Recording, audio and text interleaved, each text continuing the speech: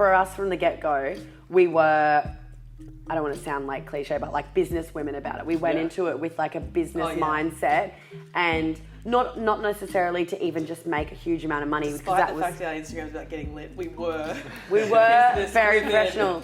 And I think that's been definitely contributed to how some of the amazing opportunities that we did get early on with such a small following. Welcome to More Than Money with your host, Ross Marais. This episode of More Than Money is brought to you by More Time Financial, a financial planning company who are on a mission to help young Australians make smarter decisions with money by providing real-life financial advice, coaching, and financial education. Hey, what's up? It's Ross Marais. Welcome back to another episode of More Than Money. On this podcast, I have real conversations about lifestyle, money, and business. Sometimes I share interviews with business owners and entrepreneurs about starting their own business and their journey. Other times we do financial education and informational episodes to help you make smarter decisions with money, just like this one. So if you're new here, consider subscribing. Now, before we get started on today's episode, this is just a friendly reminder in order to keep our lawyers happy that in preparing this podcast, myself and any contributors have not taken into account any particular person's objectives, financial situation, or needs. So before acting on any of this information, you should consider its relevance to your personal circumstances, and if required, seek the assistance of a licensed professional. Welcome back to another episode of the More Than Money podcast. I'm your host, Ross Marais, financial advisor and business owner. This week on the show, I'm very, very excited to bring you a conversation that I had with Lucy and Nikki from We The Wild Ones, and currently co-founders of the clothing line Tyger & Stone. So I originally reached out to Lucy and Nikki about 12 months ago to try and get this recording done, but obviously being the two busiest business women in the world, multiple rescheduling, rebooking, cancelled appointments, we were finally able to sit down and get this done. And I'm so glad that we're able to, because I think it's very, very timely and topical conversation given the world of Instagram influencers and the perceived overnight successes that we get flooded with in our feeds on a daily basis. So in this recording, I had a chat with the girls about their process of how they originally got started on their page at We The Wild Ones, how they did and do currently make money from their following, and how they've been able to leverage their years of experience in the fashion and marketing industry to be able to secure some amazing deals with a relatively smaller following on Instagram, how they don't take for granted the position they're in compared to maybe some of the younger influencers that they see online. Some of the myths and misconceptions about what people think it takes to be an Instagram influencer, and just how much hard work can potentially go into trying to get those amazing photos that we see on our feeds every day. The process of quitting their full-time corporate jobs to then pursue their own clothing line, Tyger & Stone, and what it's taken and just how much hard work's gone into building that clothing line up to now being stocked in Australia's 3 biggest online clothing retailers. Some of the failures, hurdles and issues that they've had to overcome in that last 18 months, some of the things they wish they had known before they got started, how they did and how they currently do manage their business and company's cash flow, working with friends and trying to obviously maintain some sort of work-life balance throughout their business, and so much more. So strap yourselves in for this awesome conversation that I had with Lucy and Nikki from We The Wild Ones. Hi guys, my name is Lucy Jackson. I'm 29 years old, and my current occupation is I am the co-owner of fashion label Tyger & Stone. Excellent. Hey guys, I'm Nikki Westcott. I am 28 and I too am the other co-owner of Tyger & Stone, and also part wild one. Part wild one. Part wild one. Part influencer, I guess you would say. Yeah, excellent. So if you want to give me your resume or your career kind of snapshot to date. Okay. So I studied marketing and journalism at JCU in Townsville. And I, from there, went on, took a job in Sydney working at a fashion label down there in a sales brand management role. So that's kind of where I learned about like the ins and outs, like the back end of owning a fashion business, I guess you'd say. And then from there, I went on to become the marketing brand manager, which they're both called brand managers, but they're quite different roles at Princess Polly. Yep. So that was kind of more overseeing all the photo shoots, social media, that kind of thing. And from there, I left that role to pursue, I guess, full-time influencing once Nikki and I had built up a little bit of a following. Yep. But that was always going to be quite a short-term thing because in that time we were working on the back end of launching our brand, Jagger and Stone. Excellent. There you go. Yourself, Nikki? Me, so I went to university at James Cook with Lucy. That's where we met. Mm-hmm. So I studied a Bachelor of Business, majoring in marketing and sports and events management. Weird flex. It's so weird that there's sports Do you in know there. why I did that? Is because I wanted PR and they honestly didn't offer it. And so they told me to do events to have like that experience behind me. Yeah. I was like, cheers JCU. So retro, really. So retro. So using lots of the sports management today, I'm sure. Oh yeah, you know, I'm pretty good at just managing anyone if you want to excel Imagine in the you Olympics. Come on managing down. a team of athletes. Like that is like, I could never imagine Could doing you that. actually? Here's my degree, I'm qualified. Have this sports events. I hear Red Bull's really good. Yeah, literally. And then I actually did 6 months, if you want a little bit more smoke and mirrors, Yeah. postgrad arts. Oh, of course. Yeah. So It's whatever just because that she meant. didn't want to leave her job at Red Bull with me, so she stayed at uni. Stayed on. But again, that was to try and get more like PR under my belt. Yeah. But yeah, anyway, then I ended up getting a job in Brisbane for an advertising agency, and I stayed there for a few years, transferred with them to the Gold Coast, and then by this point, Wild Ones was kind of like starting to get busier, so I then took another job with a fashion label in Byron Bay called Arnhem Clothing, where I was able to reduce my work to, I think I went down to 4 days a week with them, and then we had more time to put into Wild Ones, which was awesome. And then, yeah, same as Luce, we both did like a massive overseas trip and we left those jobs behind to pursue Jagger Excellent. eventually. Eventually. So it looks like from the outside that it's the last 12 months has probably been the busiest 12 months of your lives. Would that be a... It's up there. It's definitely, Yeah, I feel like I've 100%. always been busy, but I feel like that's just because I'm like a really erratic person and always feel busy, but it's been really busy. Yeah. Well, Even just with travel and stuff, like that's been a big one. well, no, we tried to tee this up, I think, when you just started Sorry. Jagger and stuff. So it's 12, 18 months ago. And Yeah. I think since then it's been constant back and forth. You guys overseas. Locking in a better day. time. More has happened, Ross. Our content's better now, just Yeah. for the podcast. Yeah, excellent. So how do you best describe to someone what you do? I guess now that you've got the clothing line, it probably makes it a little bit more relatable to the general public. But previous to that, if you said, I'm an influencer, like, what's people's first reaction, and then what do you kind of explain to someone? Well, I guess if we're just talking about the influencing side of things, it's funny for us because we never really had a period where we were just influencing because the whole time we were doing that, technically we were actually working on Jagger and Stone. We just hadn't launched the brand yet. Okay. So there's never really been a time for us that we technically just influenced. That sentence sounds really weird, but just did that as, we didn't have that just as our job. But I guess for us, influencing now, which is kind of how I would describe it 18 months ago as well, we probably only designate 1 day a week towards creating all of our content. Obviously, it goes across, it could be a morning here, an afternoon there, whatnot.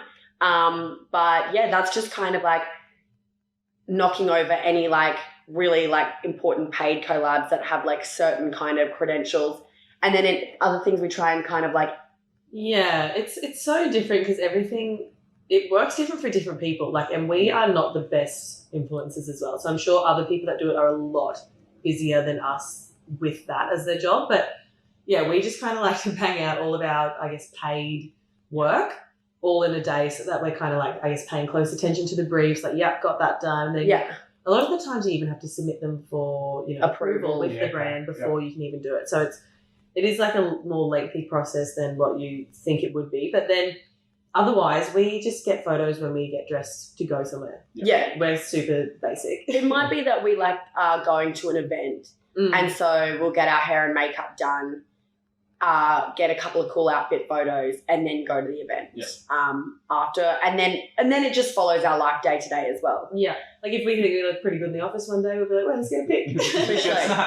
But like really and truly, no one should take what we're talking about as influencers as too serious, because we really aren't the best influencers in the world. We are, I hate to admit it, a little bit lazy because so much of our time and energy is funneled into running our business that poor old influencing sometimes does get left on the wayside. Sure. But at the same time, like I think when we do things that we do love, we still can influence people to, you know, like, and I think that's what we like doing more, is like working with brands that we like and, you know, showing it to our followers or giving them a cheeky Dizzy code. Or Yeah, totally. Yeah. But yeah, it's definitely been super helpful. I wouldn't say it's what we do a lot of now or the most of, but it's definitely been something that was really awesome to have. While we had left our jobs, we could definitely rely on that small income to pay our rent until we launch, like while we're waiting to launch Jagger and Stone. Yeah. Okay. So how did it kind of get started on just purely focusing on the wild one side? How did that kind of get started? Was it just as Instagram was kind of kicking off that you saw an opportunity, or was it just you were just doing what you do? Lucy was working with Mink Pink, and she started noticing girls getting gifted free clothes. Yeah, and I was like... She was like, Nick, the future is here. Yeah, well, like we both kind of we were just naturally people that would put a bit of effort into our Instagram photos at the time. Yeah. What was effort? We kind of had a following already. Yeah, what was effort 4 years ago is definitely different to an effort now, but we would still use apps to edit our photos, for example, and, you know, like we'd go to a music festival and make sure we got a cool photo. So we definitely weren't we naturally just did that anyway. You didn't have that intention of, hey, this is what we're going to do. No. This is going to be a full-time career or job for us. No, and as I was working, I could kind of see the PR kind of angle coming in, like, oh, these girls are getting sent free clothes. And so I was like, Nick, wow, we need to get on this. People kind of naturally asked us. She gifted me some swimmers. I did. No conflict. I'll send you a photo.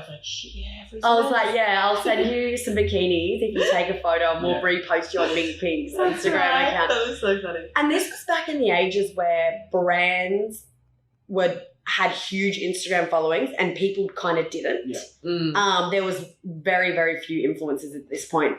And so as that started to become more of a thing, I was like, well, we may as well give it a crack, because why not? Like, we've got nothing to lose. And if we were naturally kind of doing it anyway in life, it kind of just made sense to give it a go. And so we launched together at We're the Wild Ones together at Splendor. I think it was 2015 was the year. Well, did she have to try and get you on board in terms of, hey, this is what we're going to do? Or is it kind of... You're pretty good. You always take a little bit of convincing, but... Oh, yeah. She definitely was like it's not something that I would have fully gone for on my own. Yeah. Let's just say that. But then again, neither would have I.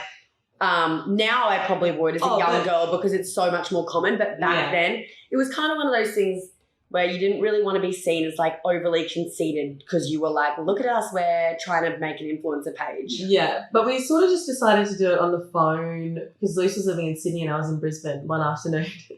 And we sat on the phone for it was like 6 hours, yeah. And we just sat on there, said, okay, thinking of a name. And then, of course, Marketing Girls did like a full rollout of our new Instagram, got everyone, like, posted from our own pages, follow this. Yeah. And then we were like, okay, shit, we have to do it. And it was a week before Splendor. And we were like, all right, let's start posting from Splendor. And so, yeah, we got a few outfits sent. And... We were lucky as well, because I knew so many people already in the fashion industry through my job. Yeah. We had sort of sneaky insight. Yeah. So, say, for example, Princess Polly at the time, they gifted us a few outfits and basically said, if you girls get good photos in these outfits, we'll repost your photo. So instantly we did kind of have one up on the system because of our connections. But hey, we had those connections because we worked hard. Pick too. Yeah. Oh, shit, sorry. Oh, no, your mic. Drop the mic. Mic drop. So obviously fast forward a couple of years after doing all that and getting it kind of started, what was that point where you started actually getting paid for a post? Like, I assume up to a point what it was just kind of... first paid post? I wish we could remember our first ever paid post. But, actually, it wasn't when that fun run paid us. Anyway. Was it that one? I think so. Seems like a natural person to pay us. Listen. A big one for us as well was when designer, like Camilla and Sassenbide wanted to work with us. Yeah, that's When right. That's when it kind of went, ooh. Was that like kind of holy shit moment? Like, Yeah. this is cool. Like, Yeah. Yeah, it was really cool. And like I think at one point we had about 26,000 followers. I think it was 26,000. Which, I mean, in the scheme of Instagram now, that's absolutely nothing. Yeah. That's absolutely nothing. And so we were kind of, we'd worked with Camilla a little bit in the way that they'd given us a couple of outfits to wear to festivals and style up. And they were so stoked on the content, and they ended up being some of their like highest performing posts on Instagram. We beat ever. Beyonce. We beat just Beyonce. So you know. Where's that on the credits on your Literally. When we go into the Camilla office, they'd be like, the girls are here. You girls beat Beyonce. We're like, oh my God, we love you guys. So exciting. But yeah, so we had not many followers at all, but obviously being the marketing girls that we are, we kind of just always have gone, we never wait for opportunities to come to us. We've kind of always reached out for them. Yeah. And so Putting little props together, like, this is coming up, want to do a content shoot or like, you know, have us wear your brand to the festival or whatever. We're just always on the hustle. always on the hustle. So we ended up convincing the girls at Camilla to pay us. And in hindsight, it was not much at all. Yeah. But still, for us, they took a massive leap with, you know, two young girls that had 20,000 followers. I wouldn't throw this kind of money at them. So they kind of covered our flights and accommodation And our photographer. to go to Coachella to shoot for them. And I would say that was definitely our first big break. Yeah. To have And like they a like brand got like us that. down to Sydney to like pick outfits, and we were kind of, roll up. And we were like, oh my God, they'd organised us a little sushi platter, and then they had all the outfits there for us to just try things on. Like, they made us feel so special. So we're In very hindsight, grateful we've to got to them. be like so grateful to those so girls, because grateful. that was definitely like our first ever experience of like, Yeah. wow, maybe this is like a thing that we're doing now. Yeah, and Camilla took our festival outfits on like 0 to 100. Literally. So extra. So that was probably the first big break Yeah. that we can remember. Then, like, I guess trying to explain to someone that has no idea about the world, Mm. like, how do you make money from your following? Like, you just mentioned a few times, like, a few things there, like, they obviously paid for your flights and accommodation, Mhm. tickets, things like that. Is that them just paying you to do those things, or are you getting paid as well? Well, back then, Yeah. with a much smaller following, obviously, we were just stoked to have our flights covered. Yeah. Now it's a little bit more high tech, and You kind of like have a rate per post and a rate per Instagram story, which is usually like at least 3 slides is what they classify as a story. Okay. So, yeah, you just have to kind of like price yourself based on those. Well, there's kind of rough guidelines Yeah. out there based on your following and your engagement rates. But a payment can come in many shapes and sizes. Like, you can get paid for a post. You could get booked in for, say, like a bundle of posts, and then obviously the rate goes down a little bit. You could get paid in the way of just not even getting paid, but like, listen, we want to take you on this influencer trip where we fly you Or, to like somewhere. And festival tickets or even just contra as well. Like, you're just getting the Clothes. clothes or the products or whatever in exchange for posting, which is what, you know, lots of, I guess, more micro influencers should still be doing. Yeah. Yeah. Oh, and like, you know, we do stuff for Yeah, Contra. absolutely. If we like a brand we love brings out a new range of jeans or something, and Nikki and I are gagging for them, like, we'll just get We'll do anything. we'll just get gifted the jeans and do a post. Like, it all depends on how big or small you are as an influencer in terms of your following count. And yeah.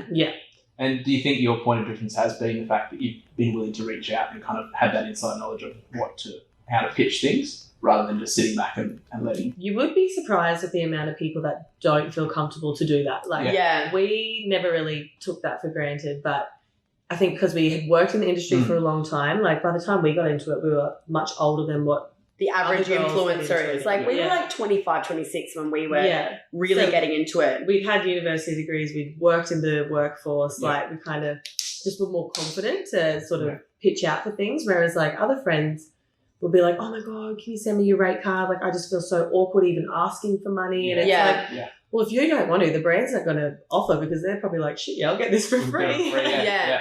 I think that definitely is a bit of a point of difference. That for us from the get-go, we were, I don't want to sound like cliche, but like business women about it. We went into it with like a business mindset, and not necessarily to even just make a huge amount of money. Despite the fact that our Instagram's not getting lit, we were business very women. professional. And I think that's been definitely contributed to how some of the amazing opportunities that we did get early on with such a small following. Yeah. Because brands knew that they could come to us. Like, we really pride ourselves on, we still every day think we're incredibly lucky to do this. So we have a mindset of, if a brand is going to pay us a certain amount of money to promote them, we are the lucky ones. So we are like grateful to be able to do that. Once upon a time, like, the brands had a lot of power, whereas I feel like now influencers think that they have all the power. Yeah. And I do think that in a way there is some truth behind that, because nowadays influencers, their reach are much bigger than, say, like a brand's Instagram like you page. said before, previously it was kind of brands had a big following and everyone had small following. Now it's flipped where you might have a couple of million and brands only got like 500,000. Yeah, exactly. crazy. But with that in mind, I still think it's something everyone should be so grateful and respectful to whoever they are working with as a brand, because this isn't going to last forever. It is only going to be a matter of time before eventually influencing kind of does fizzle off. It's already kind of, I feel, probably heading in that direction a little bit. Just on the Instagram side, or just the concept in general? I think YouTube's probably now where a lot of brands are funneling a lot of their budget. It's a shame because, for so many years, people have built up these amazing communities on their Instagram, and to see it kind of fading a little bit, that's not to say it's dead. I feel like it's going to be many years before it dies. But Instagram itself make it so hard to grow or, reach your audience. It's so like not really organic anymore. Like, back in the day you used to upload at 7 p.m. because people would see your post at 7 p.m. Now it's just like, are they even seeing your post? Because it doesn't get all that engagement in the first however many minutes, you're kind of like not even on the feed. It's so much harder. Yeah. And I feel like it's one of those things too. It's like, all well and good. Obviously, Instagram just want to make more money. They're following in the same footsteps as Facebook. Sure. But as an influencer, it's pretty cringe to go and boost your post. Yeah. So it's like a brand can do that. And that's brands fine. are offering that now usually as like a part of a package. They'll be like, X amount of dollars for this and this much goes to boosting rights. So it's like shame job. Who wants to boost their post as an influencer? It looks like it's embarrassing. Just weird. It's like you're a person, not an ad. Yeah, that's interesting. Yeah. But yeah, such is life. Maybe we'll have to start boosting our posts soon. Like it if you see it. Boosting sponsored posts. So if you're listening to this and you follow us, please give us a like and a comment. Swing us a bone, please. Or give us some money to boost posts. Yeah. So what, besides maybe the initial Coachella trip, what has been the biggest holy shit moment that caught you by surprise in terms of, did we actually get paid to do that, or... Well, I think for us a huge thing was seeing the influence that we had when we started Jagger and Stone. Because in the first night of launching Jagger and Stone, and the only promotion that we had done thus far was through We the Wild Ones. Yep. So to know and an epic launch pad. And an epic launch pad. But just like we hadn't paid any other influencers to post about it, nothing like that at that point. And so to see that the reach that our Instagram account had, and literally see that in tangible sales and see those dollars roll in was epic. Really cool. So yeah, I guess it kind of then leads into Jagger and Stone, but it's kind of like really cool to be able to say like us posting about this has equated to this outrageous amount of sales, which is really cool. Awesome. And what about just kind of dealing with fans and things that you see, I guess, in person at events and things like that? Is it still a bit of like, I don't know, a pinch me moment where people are coming up to get photos? And it's crazy sometimes like, when people want to do it. Like come up to you and ask for photos and stuff. But like we love it. We love it. Honestly. And we don't get bothered nearly as much as what some other people would. We don't get hassled nearly as much as other influencers do though, because we do have a much smaller following. Yeah. But that in mind, we are, don't want to toot our horns, but pretty much every person that we ever have an encounter with, if we meet them in person and get a photo or whatnot, will message us after and just say, "It like you girls are you're legends, such legends." So that for us is so awesome. And we just see that as such a privilege. And like a lot of influencers see that as such a negative part of the job. And I'm like, for us, I get like bloody chuffed. Yeah, and we're not bloody Kardashians. No. Take a step back here. Literally. We're probably more excited, especially when they're wearing Jagger and Stone. Yeah. Oh. Then after a few Double vinos whammy. too, Luce will be like, nice pants! Like just yelling out across the field, like running Literally. over. But So, I think we're the other extreme. the one thing about us too is like our Instagram is so transparent. Like people know we like to party. People know that we are really fun. People know what we're like.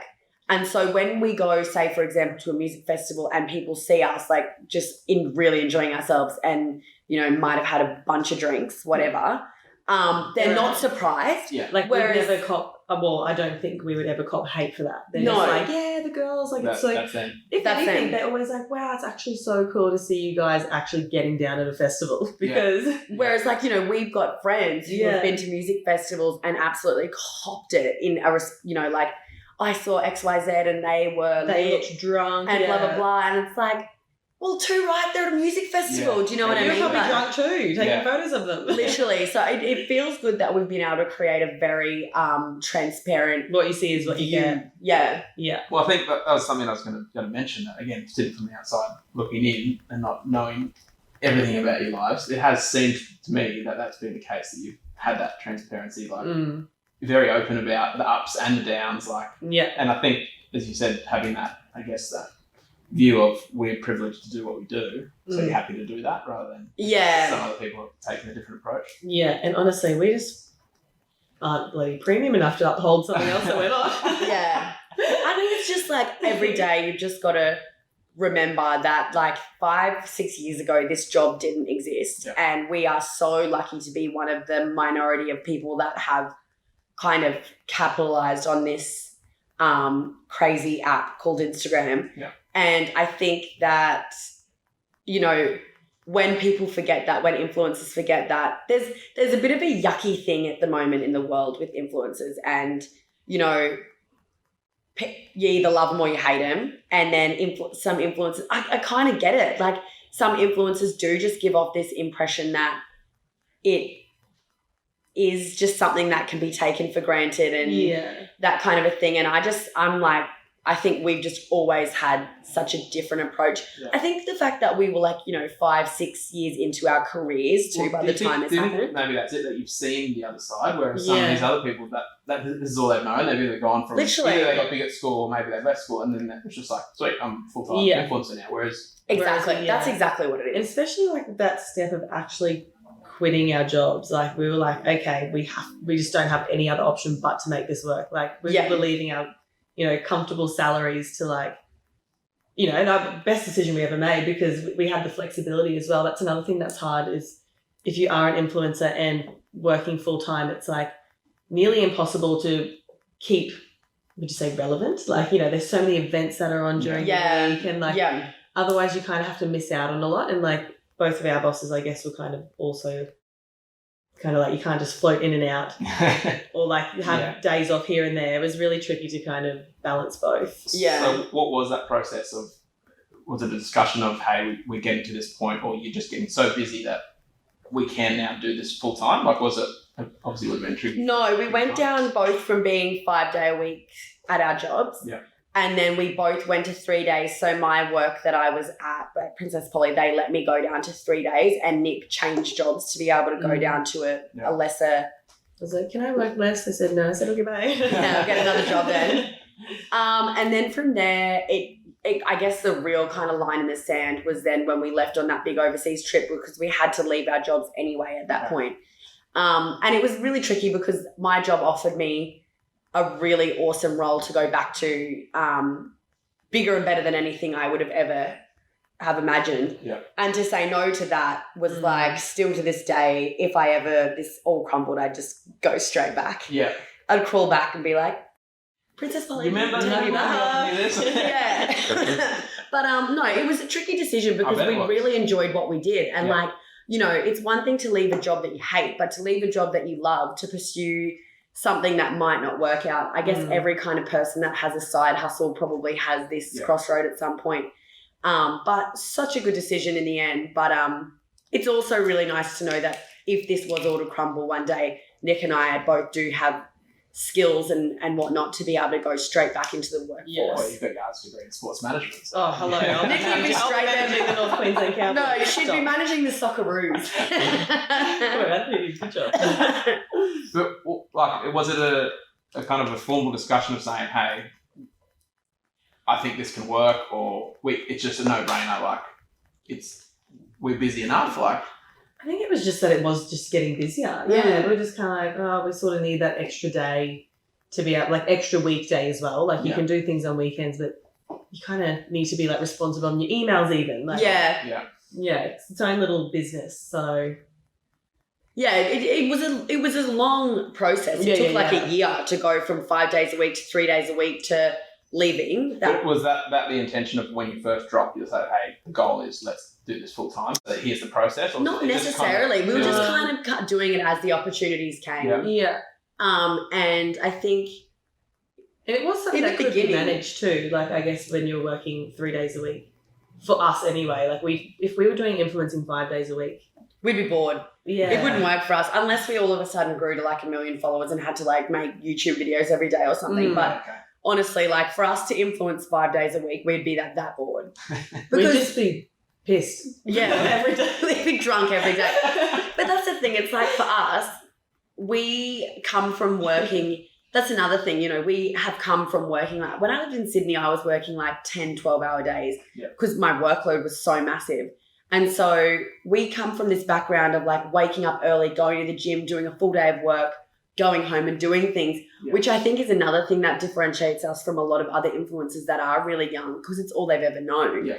They wake up at 8:30, maybe go to the gym and go out for brekkie, might do one piece of content in the day, and that's all they need to do in a day. Whereas like we'd be bored shitless if we had to do that. I just feel super guilty if I just did my one photo a day, then that was it. Like I'd just be like, my brain would just be working on overdrive. Like, what are all the things I could be doing right now and I'm not? Do you know what I mean? Yeah, definitely. I think people get that, like when you go, like, I'd love to just sit on the beach and never have to work a day in my life. It's like, that's great for the first 2 weeks. Yeah. What else are you going to do? Then you just sunburn. Yeah. That's exactly it, yeah. So we even found like in those early weeks when we were just influencing but working on Jagger behind the scenes, like, when I look back at those days versus now, how much more time, like, we used to go and have lunches with friends and, go and always finish our work. Office was a cafe as well. So we'd be there like on a roll and it's like 3 o'clock, like, girls, we're closing. We'd be like, shit. Now, what do we do? So I don't know. Let's go to Rickshaw's and have 3 glasses of wine. Looking back on that time, it was a really cool time because it was like such a time of like uncertainty and unknown what could be, but it was also a time of like a lot of freedom and flexibility to just enjoy. But now that we have employees and stuff, we still have. We just work like kind of set hours. Yeah. Just like a normal person. Obviously, because we're our own bosses, we can duck off and go and get our hair done in the middle of the day if we want to. Yeah. But we still do have that kind of structure to our day. Yeah. So talk to me about the process of starting Jagger and Stone. So you've gone from full-time jobs, 3 days a week, quitting and being full-time with Lyons for how, like, it was only really and truly like 4 months, maybe 5 months, because it was like Nikki got home from her trip in December. I'd gotten home a few months earlier, so I kind of got the ball rolling. And was that a working holiday or is that straight holiday? We were doing a bit of influencing little stuff. bit, because we were in Mexico and Central America. It was really hard it was a lot of more like travel inspiring things as opposed to actually like working with brands because they couldn't send it anywhere because over there it's just like they didn't really have a post office. And we were backpacking too. So like keeping in mind we weren't there with our full glam squad. Absolutely not. Like we were there with like 2 pairs of shoes and literally 1 pair of denim shorts and that's it. But we were really lucky in that trip because we didn't do a lot of paid work, but we did get and again, going back to us being like sneaky little marketing weasels.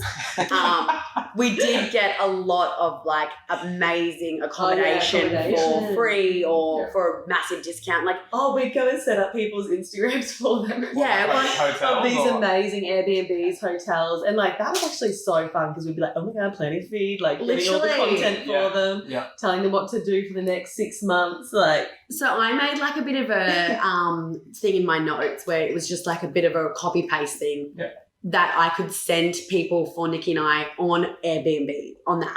Yeah. Basically being like, hey, we're in Guatemala.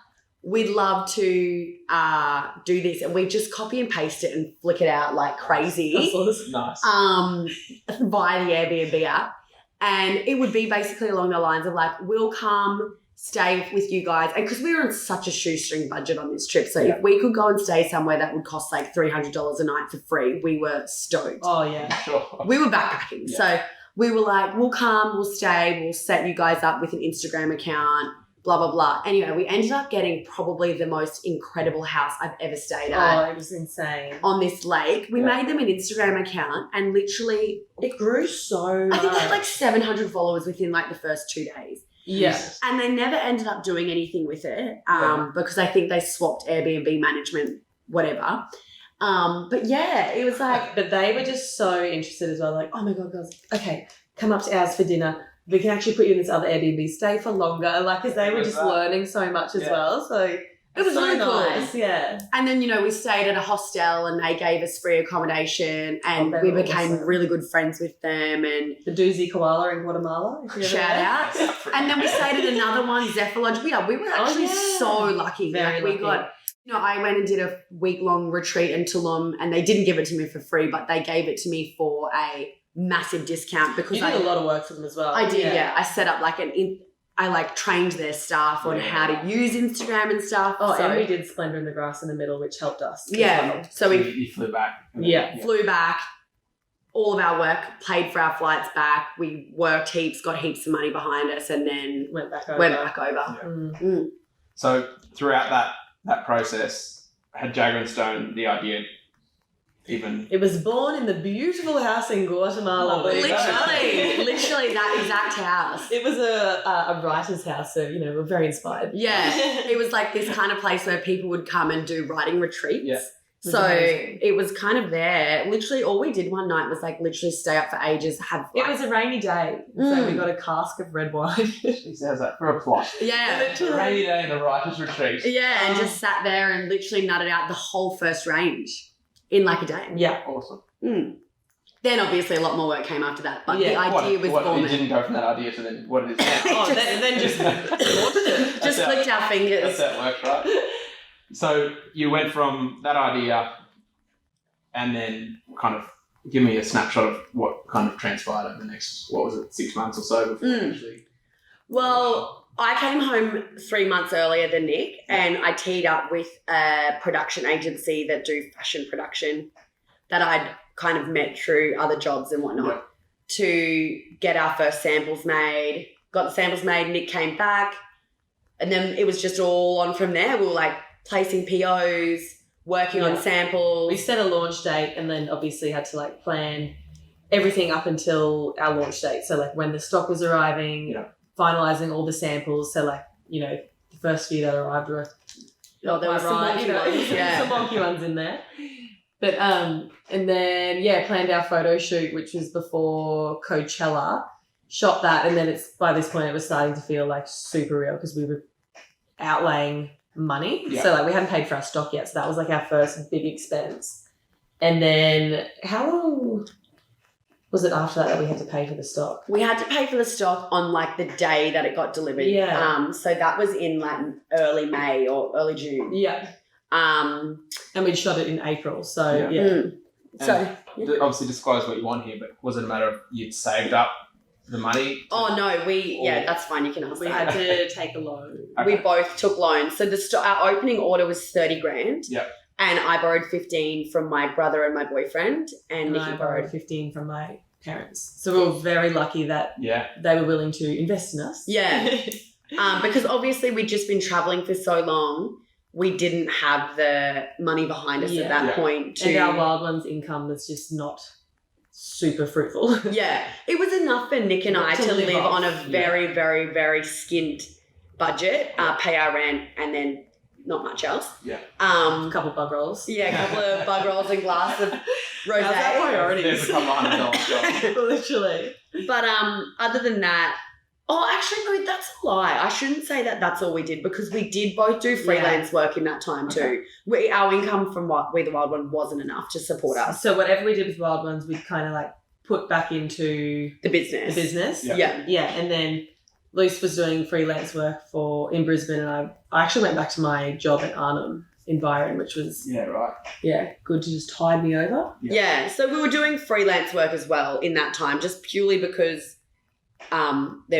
we weren't making enough money to sustain both of us, and we had this big thing coming up that we knew we wanted to save all of our pennies for. But that was a really fun period, because basically we were just working towards like a massive goal. So we had this massive spreadsheet where all the different things that we had coming up, from buying the domain to going and setting up our account with an accountant, and just all those little things. Registering for Australia Post. Exactly. Which, by the way, is not that easy. So if trademarking. I think I remember a phone call the night of your first order going, what do we need to do to get registered for Australia Post? Oh, yeah. We were very lucky. We ended up having a friend at Australia Post who is one of the most ambitious dudes you'll ever meet. And he put me in touch with the... He doesn't even work in like the same department as these people. No, but he was just like so cutthroat, real doer. Yeah.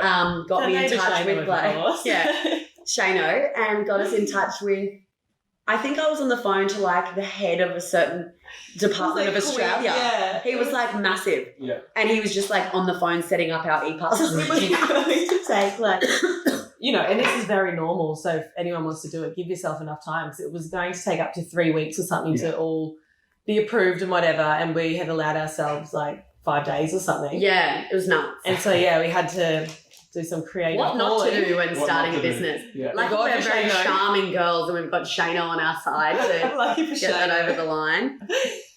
Oh, funny. So if you obviously look back to sitting in that writer's retreat, drinking a cask of red wine and getting those initial ideas out, what, I guess, could you ever imagine to where you are now? Obviously being stocked, Princess Polly, iconic, General Fields. Yeah. Obviously probably up there with the three biggest retailers in Australia, yeah.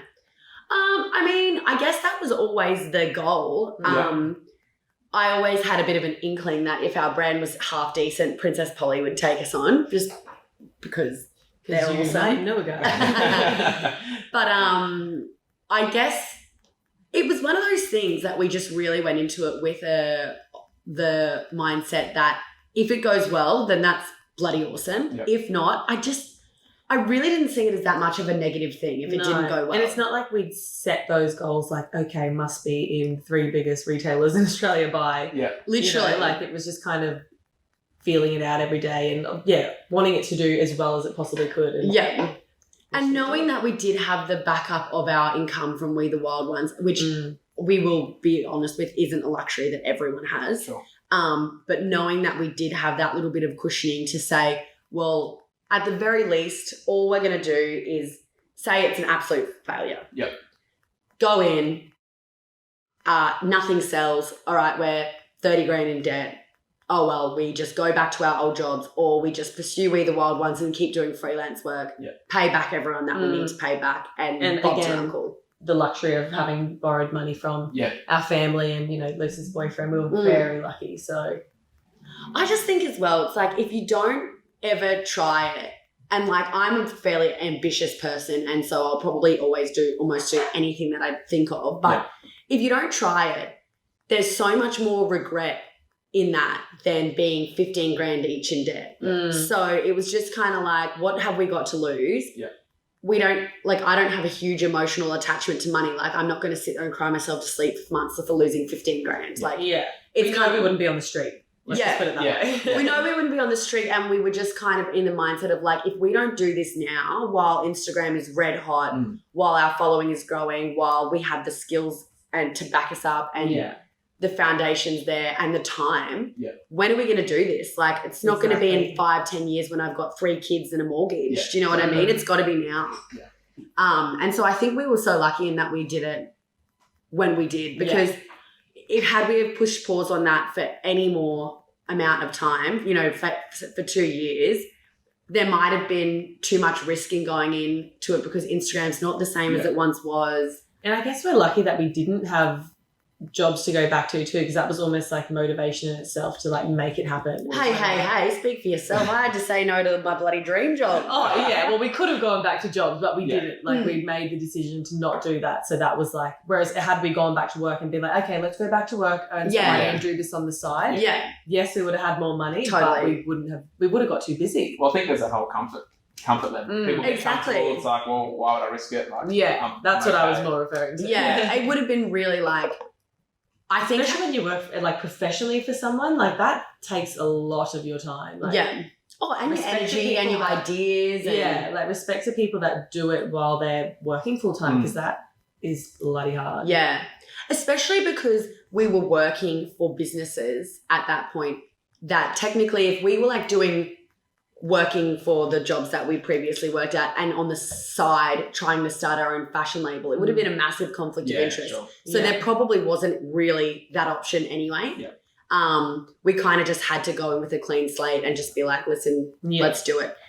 We did it the right way, thankfully. Like, we didn't end up having to have any awkward conversations or anything like, oh, hey, you know, like, I had to clear that air before I went I'm back to a competitor. I remember, and I was like, to be honest, guys, like nothing's even set in stone yet, but we are working on our own label. And if you don't know what Arnhem is, it's very like boho clothing in Byron, like, and they're like, okay, what sort of stuff are we talking? And they're like, don't worry, it is completely different. Yeah. Different vibe. Yeah. So you've gone, obviously all that's happened. What's probably the best way to describe what's transpired over the last 12 months, if you had to kind of summarise it? I guess we've just kind of gone from it being what was just like a kind of, oh, cool, let's launch one collection and see how it goes. Yeah.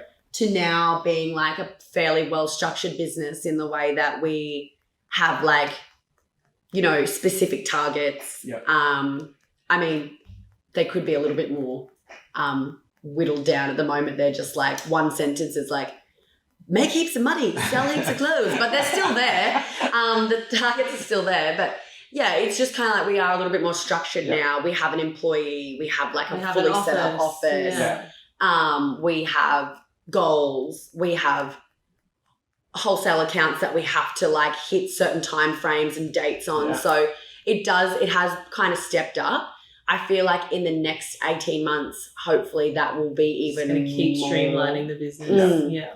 And this being your full-time jobs, Oh yeah. like you said before, this is, 40 hours a week, 80 hours a week? Oh, it's huge. Like, you know, even when you're not working, you're like always working. Yeah. When it's your own business. Like, you never switch off, I guess.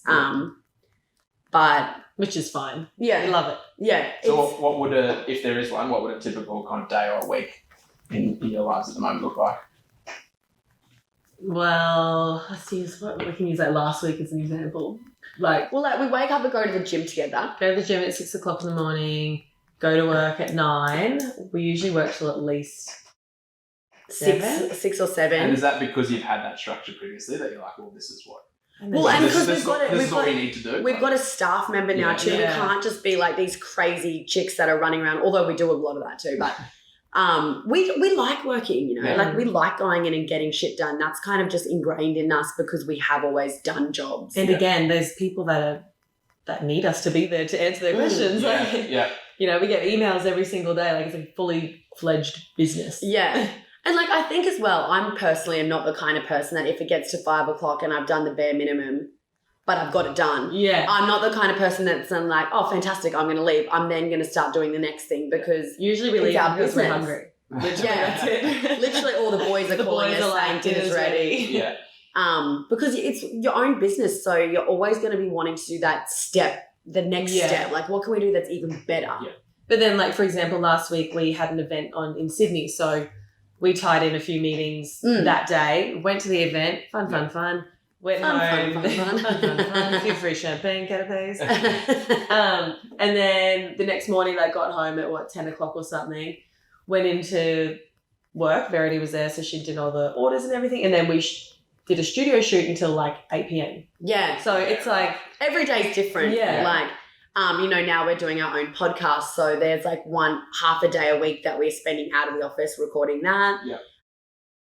We might throw in a few things like this every week, like, doing a podcast with someone or And that's a being big- at a meeting or... like running our business is that we don't care if we then have to work till 10 o'clock the next night to go and do those things during the day before, because we've just got to get it done I think and we that's- want to do it. Like, that's definitely something I enjoy, like running my own business. Is like, I like working hard, I like what I do. So it's like, well, if I'm working 12 or 14 hour day, like if I start at 10 a.m, I might finish at 11. yeah. It's fine, like doesn't matter. Like, You sort of know your own That's it. sacrifices as well. Yeah, Like, definitely. I'm going to go to that event, get a bit lit, and then I'll be working till bloody midnight the next night. Yeah.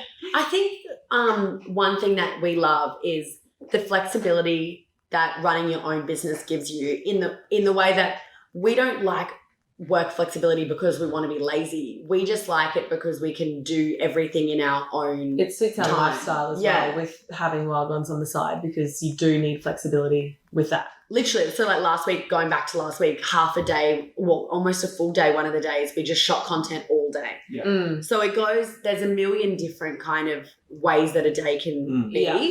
No day's ever the same, which I know is very cliche and everyone says that, but no day is literally ever the same. My personal favourite days are when we go to work, I don't even have to do my hair and makeup. Maybe I'll even still be in my exercise clothes from the gym and I just work all day. Yeah. I hate getting dressed up. Yeah.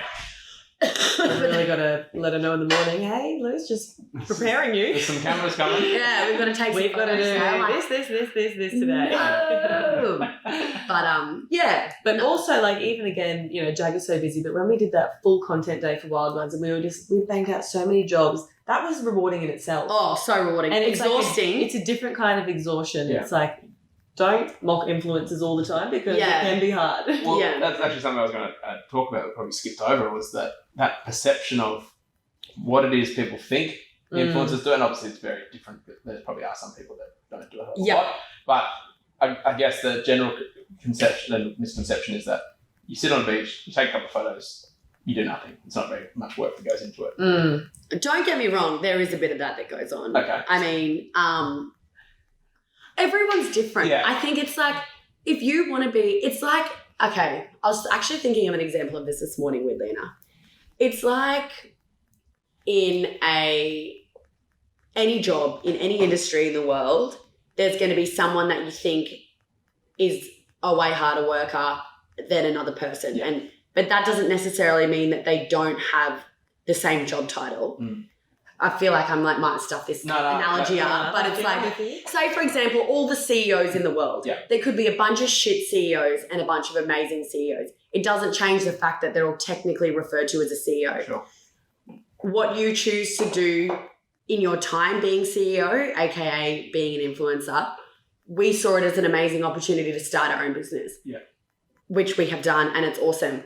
I'm not going to hate on someone because they didn't choose to like fill their time. At the end of the day, it's kind of like, that's a bummer for you because one day this isn't going to be here and we've got an amazing business to work on now. Yeah. I don't think there's, it's, Well, do you know what I mean? No, I guess in that analogy, I guess the hardworking influencers, the hardworking CEOs in that case get tarnished with the same brush of that's it. Yeah. I think- everyone's lazy. Like, Exactly, all you yeah. do is just take photos and travel and Literally. look pretty. Like, I think there's there's been a real shift towards influencers, I think, in the last maybe 12 months because nowadays a lot of people are doing it. Yeah. And not only that, there's like a lot of like negative media around people and what they do and how they spend their time. And I think you can't look at every CEO in the world the same way. I think it's the same thing with influencers. You can't look at the way one influencer lives their life and generalize and say another one lives their life that way. And sometimes it's like even brands can create that misconception. Like, it's so saturated and if you're there at work in the office, going through your feed and you're just seeing like a million girls like, oh my God, checking into my amazing place with my little name on my cookie and all that jazz. It's kind of like... And my 1,000 free products and stuff. Yeah, and, on my free holiday. Like, I can see how it can piss people off. Yeah. Yeah. Absolutely.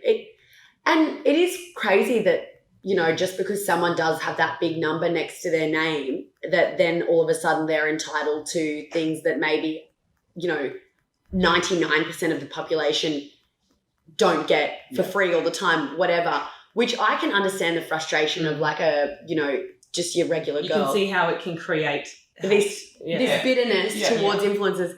Having said that though, as a brand, and I'm not speaking on necessarily on behalf of Jagger and Stone, but I mean just like from like a brand's perspective, they do that because it works for their business. It's a transaction. Yeah. So it's like, although it does create this kind of, you know, they're so spoiled. Look at them. Yeah. It's because some that of brand these girls is are just generating so many sales for these Well, and brands. I think that's the interesting part, that like obviously there is a ton of work that goes into it that people don't see. Yeah. And then there is that, okay, well, it is a business transaction. Like they're not just giving to it for no reason. Like they're getting something from it. Exactly. And it's like people tend to think, people really put this whole influencing thing down into a time category. Like, oh, that person, all they do is wake up, go out for brekkie, go to the gym and post a photo and then go to bed. Yeah. And that's their day. And granted, that could be their day. And I'm not arguing with that. I often whinge to Nikki about how lazy, or how, not even lazy, just how some influencers get to like live a very relaxed lifestyle. Yeah. But a brand isn't just paying them for their time.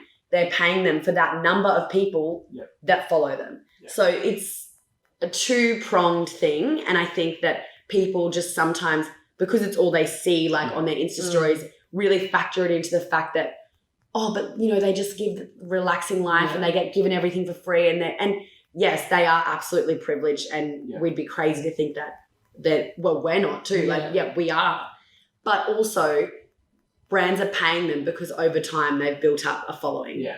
Well, I think it's like, he or she got paid X amount of dollars for one post, or for a 10-minute, like, holy shit, he got paid 10 grand for a 10-minute YouTube clip. Like, I did work 40 hours a week and I got paid whatever. So, and the time thing's an interesting one. And the interesting thing again would be like, I reckon if people saw what they get paid as a one-off versus maybe what they made in code sales, they'd probably be like, shit, they could have charged more. Yeah, it's crazy. Like, people do look at influencers as like there's like, again, that bitterness towards the whole industry.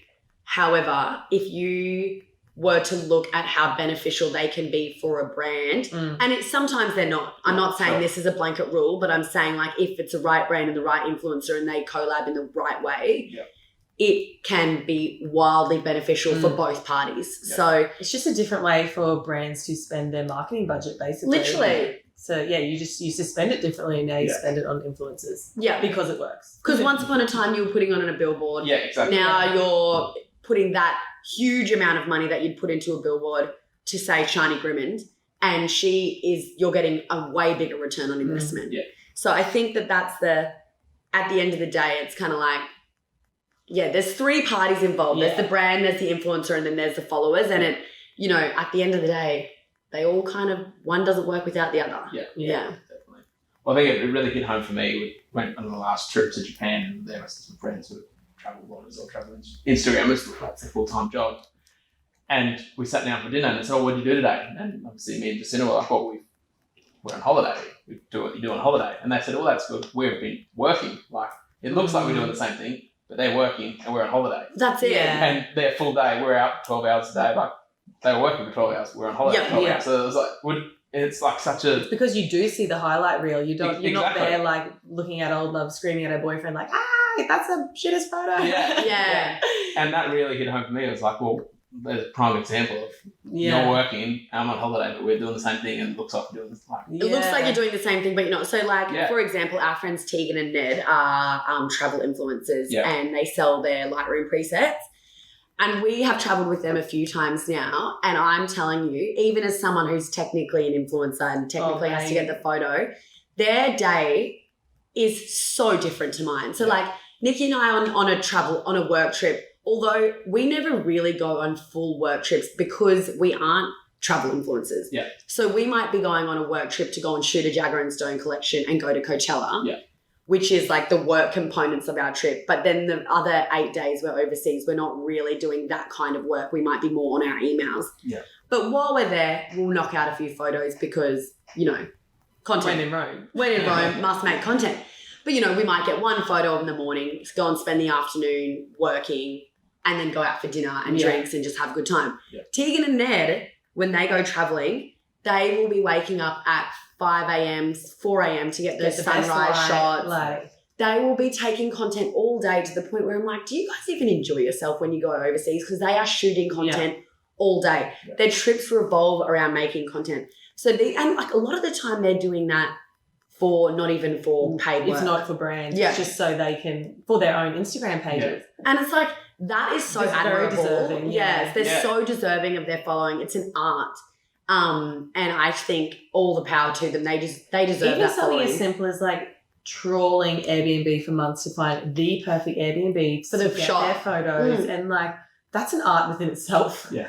Like, I'm like, what's on sale on booking.com? Yeah. Filter price, like Literally. It's like everyone's got such a different kind of scope of, so for Tegan and Ned, it's doing that kind of stuff. For M. Davies, for example, another one of our friends that's an influencer, we'll go overseas with 3 pairs of denim shorts, 2 bikinis and our She's got slides. 3 pairs of cowboy boots. She took 3 pairs of cowboy boots. 7 items in her bag were bright fluoro orange velour tracksuit material. Like, this girl is putting 50 so much Next effort. level. 50 kilos of checking. So many hats, like all of her sunnies, and like we're looking at her bag like, shit, babe, how did you even get that on the plane? It's so overweight. Like, these are people that are talented in what they do, and they deserve a following. They work hard to get that following. They go for the uncomforts to even deliver that. Like, they wake up early to get the shot, or they. It worked for you because you got to wear a velour tracksuit. I did get to wear one of M's velour tracksuits, but I feel like there's a lot of really deserving people out there. There's a lot of behind the scenes that you don't see. Well, I had, I'm not sure if you know Elliot, Tyger Lyons on the podcast. He had the Neverland Boys, so there was their kind of travel. Oh, travel yeah. page. Yeah. And he was talking about the exact same thing. He said everyone was telling him that he was living a dream, but he was like, I was working. Like, he said I had to come home for a holiday. Which he said sounds ridiculous. I was traveling all through Greece and doing all these things. But he's like, I was working. Yeah. Everyone else thinks I'm just on a holiday. He's like, That's it. And I think in this day and age too, just with the way that the internet is, like, aside from influencers and aside from Instagram, work now just comes in so many different shapes and sizes. You don't have to have a traditional sit in an office to be working. There's so many jobs that people do on the go, from a hammock in Thailand, whatever. So I think people there's like a bit of a misconception that just because you might be in another country or just because you might be even at home, that you're not working. But just because you're at home or in another country, it doesn't necessarily mean you are or aren't working. you're still on your phone. I do. I do feel for travel bloggers because those poor things are like, let's go to the most remote place in Thailand. Oh, no Wi-Fi, no, can't upload anything. Like, it must be frustrating, but all part of the job. And I feel like it's like when Ned lost his drone in the jungle in Thailand. Yeah, literally. Even that, like traveling with all of that camera gear, like just losing the insurance you'd have to take out, just carting it around safely. It's a lot. Yeah. Well, as I said, all the behind the scenes, that it's not just that pretty photo that they... Exactly. There's like trekking for hours through a jungle to get the right waterfall angle and whatnot. And I think work now just does come in all different shapes and sizes and different hours. And, nowadays there is a huge push towards working smarter and not harder. So that does mean necessarily moving away from that, like grinding in an office from, 8:30 to 7 p.m. It's kind of more like, do this and this quicker and 4-hour work week. I'm sure you guys have all read that. Listen to his podcast. Prime example. So there's like a big push towards that now in every industry, and people tend to forget that. Well, I think it's demonised that if you do it quicker, you haven't done as good a job. Exactly. Just do what you're doing and focus on what you're doing primarily. And literally don't compare yourself to anyone else, I think. Well, I think, obviously, just hearing about your process of everything you've done, like your careers, your degrees and everything, like, I guess from the outside being a critic, someone might say, well, they launched the clothing lines 18 months ago and now it's successful and it's stocked everywhere. Like, it was an overnight. Yeah. It was overnight, but it's like, oh no, we've had the experience, you need the connections. Like, it's been... Well, that's it. You know, like, every step in the journey that we've taken since we left uni, or even while we were at uni, while we worked at Red Bull, has landed us in the success that we have now. Like, you know, if I didn't move to Sydney when I was 22 or 23 and get that job, we wouldn't have that back end knowledge of like running a fashion label from the back end and the production angle. Like, there's so many things that goes into then now what it has become our brand. Has it been interesting looking back and like kind of connecting the dots, being like, Oh yeah. I know this, like, just even like if we ever get stuck with things, there's so many people from our old jobs that we can still Call. talk to. Yeah. You know, totally. they can offer advice. Like, you know, Wild Ones helped a lot as well because of the platform, but like you don't know anyone else's knowledge. Like, you have to ask people for help. So we're lucky we knew people in the industry. What's to say we didn't start Wild Ones 4 years ago with the intention of starting our own brand, and that's why we did it to start. Do you know what I mean? Like, what's to say that we didn't have this plan all along, and we just obviously didn't at that point have like the money or the situation to launch our own brand when we were 24, 25. But what's to say that we didn't start it to get to this point now? The master plan's paid off. Yeah. I think that's something that people forget too. It's like they just think, oh, you're an influencer and therefore you can kind of just start any business that you want, and what came first is the influencing and what came second is your business. And I'm like, well, no, for us, what came first is our career, and we did influencing along the way, and who knows that maybe we just did it. So Just start our little baby. Just start our brand, you know? You'll never know. Excellent. Well, that's been very, very interesting. So there's a couple of things that we'd like to finish on. Yep. Unless you have anything else to touch on with Dragonstone or any other. Buy it. Online Buy now. now. Online now, people. So a couple of questions we're trying to ask all guests in some shape, way, or form. But has your beliefs or behaviours around money changed as you've gotten older? And if so, how so? Yeah, in a way. Like, I guess one thing that's weird for us is differentiating, like, sort of took us a while to get into the habit of spending money for tax, I guess, like with our company money and stuff. Like, you know, realising if we were away on a work trip, don't buy things on your own card, like put it on the company card, like just trying It's to... business. Yeah. It's mind-blowing the things We're still our learning. accountant tells us every time we go in. He tells us something else and we're just like, wow. Yeah. Thank God we have you, because that's not easy to figure out along the way yourself. I think because we're in a position now that we're very lucky that if we do need to go traveling, for example, we can put it on the work card. And that is something that we probably do. It's funny. We like for keep us. it in mind, I guess. The AFIA is not listening, so it's okay. No. Obviously, we're going for work. We're doing heaps of posts over there. But it's different for us, I feel, because I don't have I'm like not overly attached to money in the way that like it comes and goes. I really believe that saying that once you earn over 70 grand a year or whatever it is, your happiness doesn't go up or down. As soon as I can afford a new car, then I'm going to be the happiest I've ever been. So that's all I care about. And bug rolls. But it's like, I think we're in a really lucky position that a lot of the time, because we do operate as a business and we've never really done this on our own, all the money that comes in, I really don't really feel emotionally attached to it all because it's never mine. It's mine and Nikki's, or it's the company's. So we it's work like for our company. we work for our company. So I never like, I've noticed that with some other influencers, they're kind of like, I don't want to pay to go on that trip over there. Like, I'd rather get a brand to pay for it for me or whatever, if I can, hypothetically. And I'm like, oh, I don't care to pay at all. But I guess because it's not my money, it's our company money. So I'm like, spend it, woo.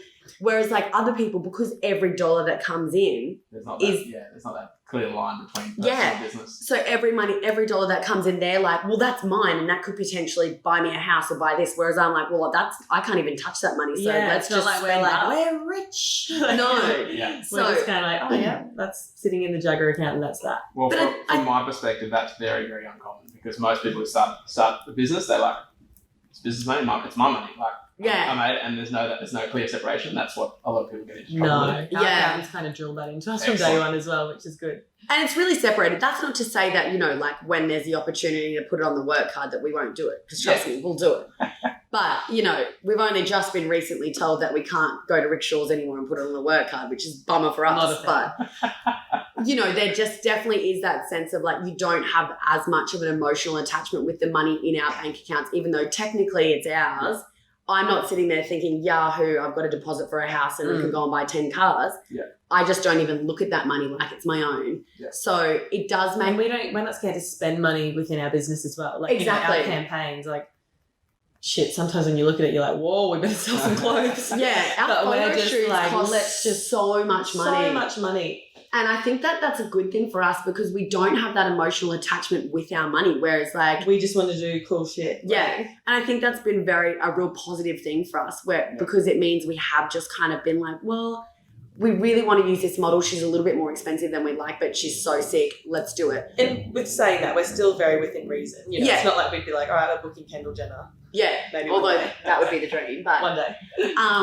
Yeah. And whereas I feel like other people kind of probably have a little more hands-on with their money because they literally see it and it comes into their bank account and they feel like it's just theirs. Yeah, for sure. So I think that's probably where our business has been a little bit different over the years because we've never personally been getting paid for any of these jobs. And has it, again, disclose what you like here, but has it always been the case, like even when you had the wild ones, like money coming in, was it always like, okay, that's treating that as a business? Like, we always, at the one stage where we weren't really earning much other money other than a few freelance jobs, we would probably like the money would come in and then we would just split it 50-50 or we'd be like, we paid for a lot on like, because we do so many things together, we just pay for it on like the work card to keep it super fair. Or we'd be like, oh, okay, neither of us have much money this week. Let's just pay ourselves $500 each. Give us a bonus. Give us like to get through pay our rent. Pat on the back. Yeah. Well, just to pay our rent at that stage. Yeah. But that was the goal. Like use our freelancing money to survive, and then the rest you spend it collectively or give ourselves little bonuses. Yeah. And to save for Jagger and Stone, basically, because we wanted to save up for that big photo shoot. And I suppose that's probably been different to maybe the friends and stuff that you see, that it's just them. That's just themselves. So they've got no one else to kind of answer to. Whereas like if you ran off and bought yourself a new Merc and like... I'd love to. You'd love to. You've got someone else to answer to. Like obviously if you do it together, sure, it's fine. But I guess for most people, they're there by themselves. Yeah. Well, they can make the decisions by themselves, whereas... Yeah. We have to do everything kind of like fairly 50-50. Cash flow. Always have cash flow, we've been told. So you can't literally go and buy a Merc because you need it in the bank. Yeah, literally. So best piece of money advice you've ever received, either personal or business? Ooh, have cash flow. The end. I don't know. I don't feel like I've ever been given any good advice when it comes to money. Maybe... Oh, I've got one. Mine would be don't be afraid to spend your money on things that are going to benefit your business. So like, spending money on your accountant. Yeah, your marketing. Like I think they're all really like have a healthy relationship with letting go of that money because you're not going to be able to do it yourself. Or if you do a cheap photo shoot, it's just not going to be as cool and you're not going to sell as many clothes. Yeah. That's it. Like don't be tight and hope to achieve the same outcome in all circumstances. Don't get me wrong, you can do things on a budget. But it's not going to be the same outcome. Even with our account, like looking at what we spend on that a year, it's a bit like, oh shit, but at the same time, there's no way that we'd be in the position we are if we had to do everything ourselves. Like, well, and that leads me on to mine. My mum once told me when we were younger, oh my gosh, you're not, time is money. No. I thought you were going to say no. Bill travel. Oh yeah, have credit card, will travel. That's another one. But no. What was it? Time is money. No, what was the credit card one? Oh, my mum used to always say to me when we were younger, have credit card, will travel. But that's I was like, not on the money podcast. No. Time is money, and I feel like if Great one. you are in a position to, and not everyone's in the position to, but like, I can tell you right now, I would rather like put needles in my eyes than spend hours like reconciling receipts with, you know, invoices and money in our bank account and whatnot. Yeah. Like, spend a little bit of money to have a bit of software that does that for you and just do it. Yeah. So, because your time is valuable and our time is best spent doing what we're really good at, and receipts are not our strong point. I'm pretty good with them. No, but you're not reconciling them and stuff. Even like with traveling, you know, Yeah. if you have to go and have like a massive layover or whatever and you can't get to your destination the day earlier, we're just like, spend an extra $30, yeah. $100, $200 and get there on time. Do you know what I mean? Like, yeah, spend money to streamline your life a little bit when you can, because you never look back and go, oh shit, needed that $30 for. Literally. You're just like, woohoo, I'm in America now. Well, I think travel's a good one because everyone's like, oh, if I do this flight, it's 24-hour trip, but it's like $300 cheaper. It's like, yeah. but you're going to have to pay for accommodation, pay for food while you're at the flight. And like, Literally. It doesn't add up. Literally, even when we were backpacking, I sort of would travel with friends and they'd be like, oh, actually, no, like I'd be like, oh, there's this boat, it'll get us to this destination in 4 hours directly. Amazing. Let's do it. Oh, I've just found this other option. I hear it's a lot cheaper. We can go on a bus for 4 hours, go to this other like weird port where you might get killed and raped. Literally. Go down another bus and then get the boat over. And I'm just like, no. I'll take option A. Streamline your life. Yeah. I don't want to spend my, you know, traveling through Central America on like 1,000 different buses. Let's just get to where we're going and enjoy that and then move on. That's it.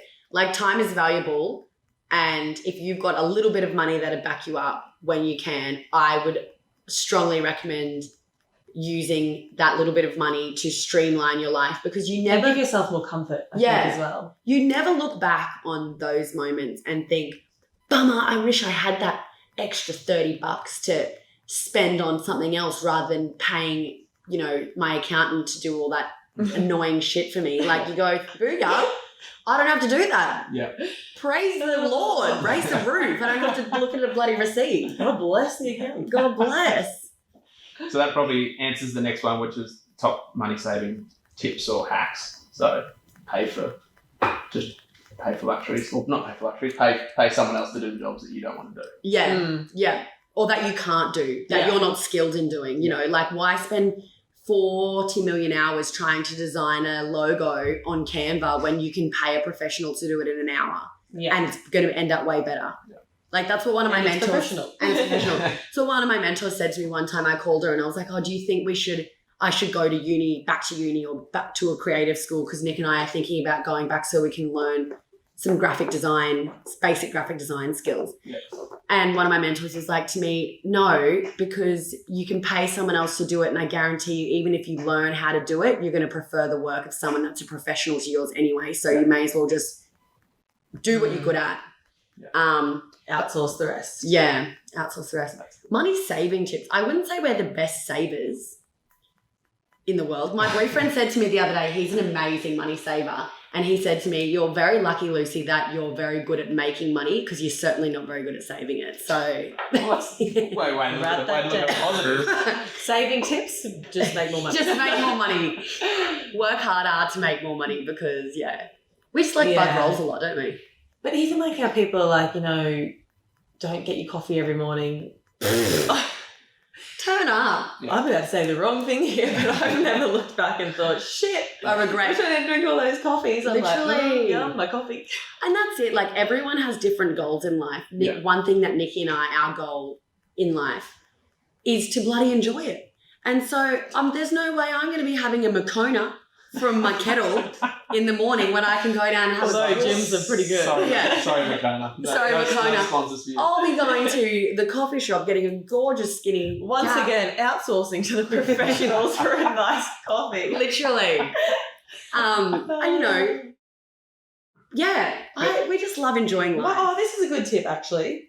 We obviously work in an office together, and we sometimes, when we're being really good, we'll go to Woolies and make a big salad for the week for lunch. And that, my friends, is money is saver. a money saver. Yeah.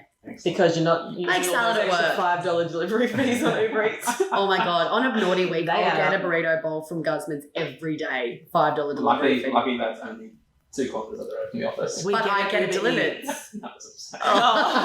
Oh. They're like, no, Russ, you don't understand. Yeah, we could get in the car. But as I said, time is money. I could be spending that time making us money. 5 minutes in the drive-through, that's... Yeah. It'll get you. In that moment, Although we also make it back when we load the coriander on our bowls. yeah, true. When you go on your own, you get heaps Get more the value. coriander. So, probably a different train of thought. Tomorrow you wake up, you've won $1 million each. Oh my What's the gosh. first thing you do? Buy a car. Wait. Oh. And then what's the first thing you buy? So you can answer that. Buy Buy a a car. car. What's the first thing you do? Put it in the business, just go hard, get Kendall Jenner on the next campaign. No, win $1 million. First thing I do, literally the first thing, Yeah. probably call my boyfriend and say, babe, I just won $1 million. Go for drinks. Go Yeah. for drinks at Rick Straight to Rick Shores. Nick and I just Take threw all my straight friends over for there. lunch. Maybe like buy a house.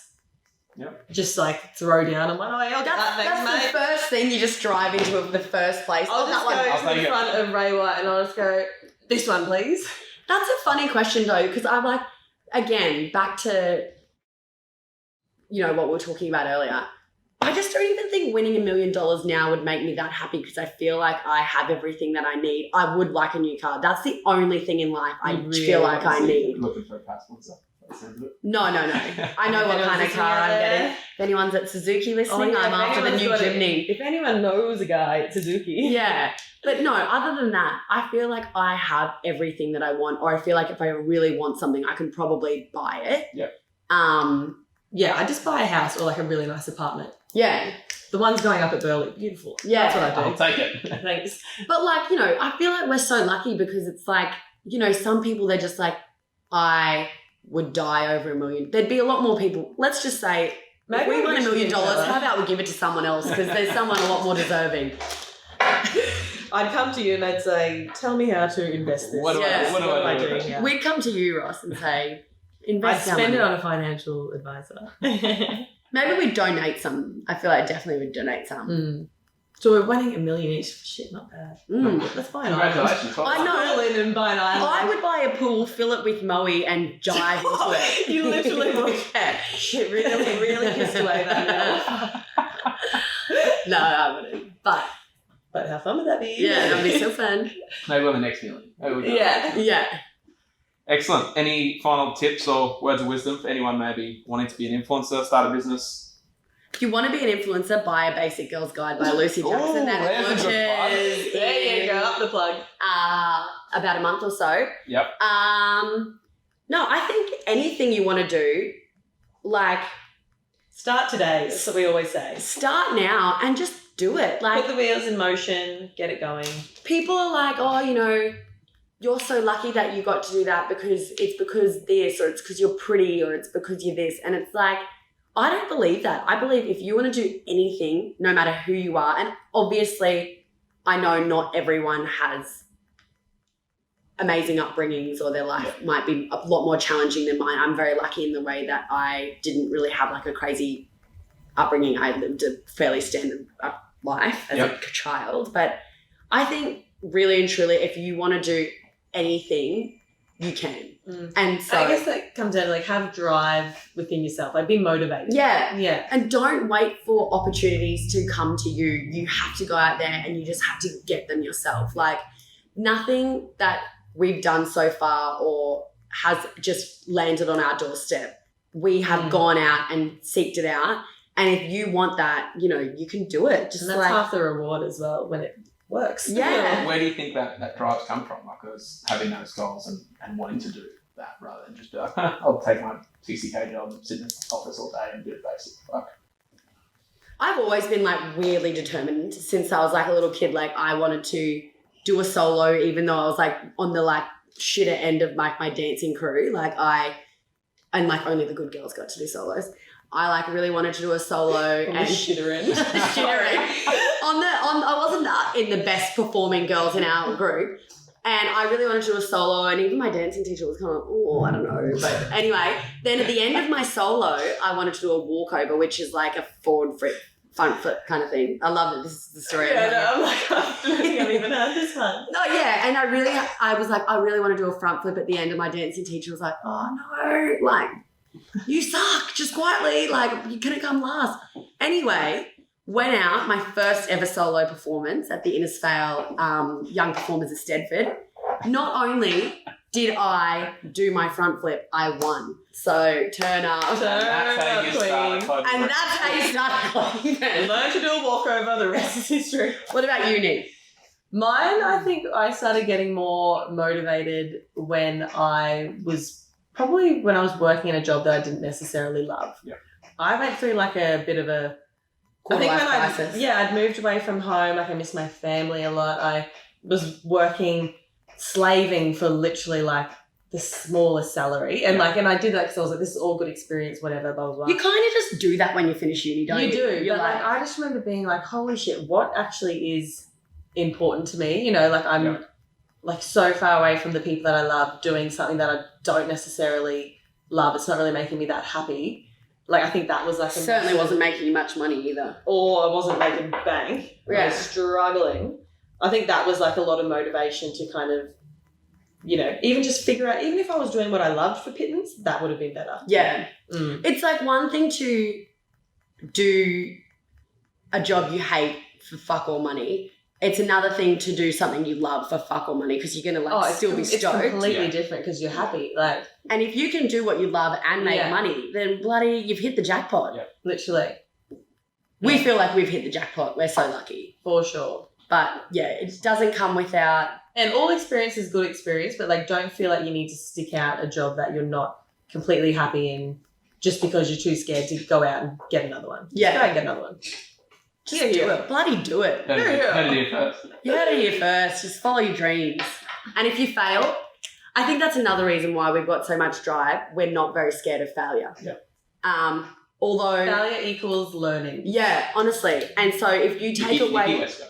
Yeah. Put that on a t-shirt. Write that down. If you take out the element of being scared of something, or if you take out that, and I guess as well, knowing that you're not in it alone, like knowing that Nikki is there and it's just as embarrassing for her as it is for me, hypothetically. It's kind of like I'm about to launch my own like solo kind of project and I'm a lot more scared because if it fails, then I'm the lemon alone. It's on you. Yeah. It's on me. So I think being able to go into things like that, if you can, with someone that you trust, it's good because then you take on the brunt together. Yeah. And like not all failures should be embarrassing. Like, you know, some of the best businesses in the world fail. Yeah. And it's like, holy shit, how'd that happen? It's good to hear those, you know, it's not good for that time, but it is good to hear those things as well because even just looking out for, you know, people that end up bankrupt, like, you know, surely you can see that. Well, isn't it like most CEOs or entrepreneurs or whatever or something have been bankrupt or they've had like 3 failed businesses to every success story? Like, is it true that if you go bankrupt, you can never be a CEO? Director. It's a period of time what you can't do. I'm not 100% sure on the director bit, so don't quote me on that. But I know there's like a 7-year period. They're looking at loaning it now, but of when you can't get loans and do things. Well, interesting. Yeah. Tough gig. So don't go bankrupt. Let's try not to go bankrupt. Try not to, but if you do, get back on the horse. There's a million jobs here in Australia. We'll employ you if you go bankrupt. Working in our warehouse. Well, conscious of taking up your precious time, so Lucy Nikki, thanks. Time is money. Time is money, Ross. Come on, chop chop. Thanks for being on the Young Money podcast. Thanks for having us. If you've enjoyed this episode of More Than Money, make sure that you subscribe to keep up to date with all of the latest episodes. And feel free to like, comment, and share with a friend.